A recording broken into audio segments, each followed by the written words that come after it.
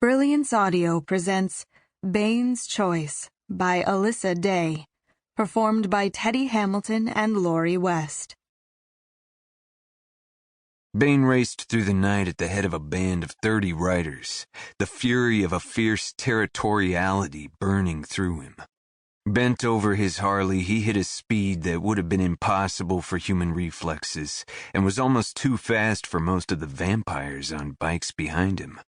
He'd already heard the catastrophic sound of one of his club members smashing into the guardrail on the last hairpin turn. Maybe he or she would survive.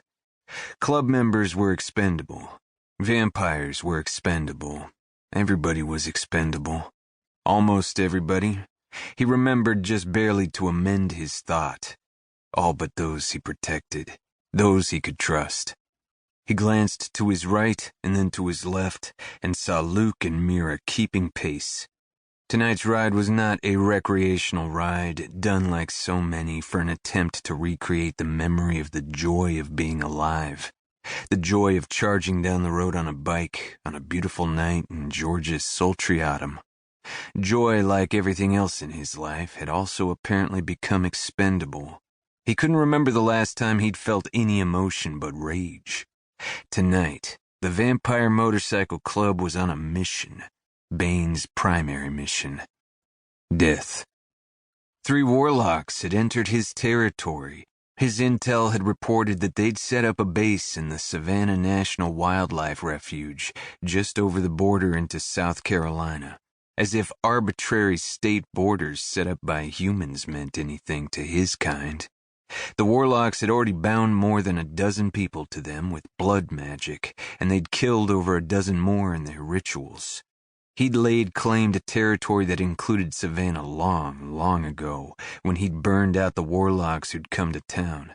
They'd fought back and destroyed most of the city doing it, but ultimately he'd prevailed. What he didn't understand was why it was happening. This was the 3rd group in as many years to try to move in on him.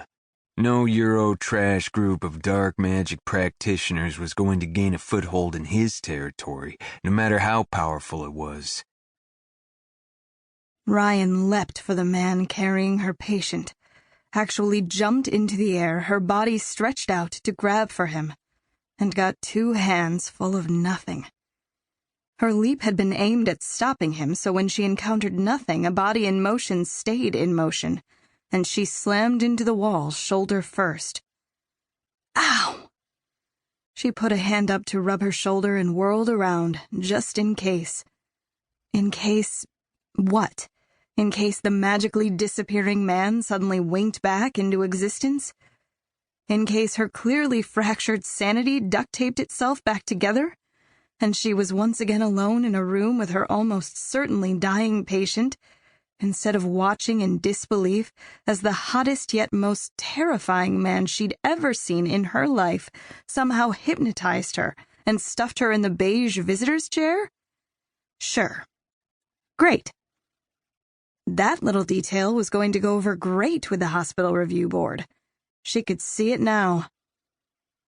And then, sirs and ma'ams, the tall blonde hunk of muscle and sex turned invisible and disappeared. Yes, with my patient. No, I was too busy being whammied by his glowing blue eyes at the time to be able to stop him. She jumped and whirled around to face the doorway, where yet another decidedly non-hospital employee leaned against the wall, hands in the pockets of his jeans, staring at her with glowing eyes. What the hell? Had she hit her head, too, and not just her shoulder? This one was tall, dark, and definitely dangerous, with a sinful grin quirking up sensual lips. Oddly, though, her mind flashed back to the other one, the one who'd stolen her patient. He'd scared her, but she'd been drawn to him. She shook her head once, sharply. What was wrong with her?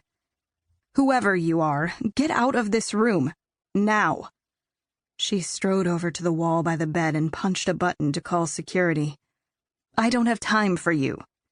She took a deep breath and turned and scanned the room again, realizing the futility of it, even as her brain refused to accept the truth.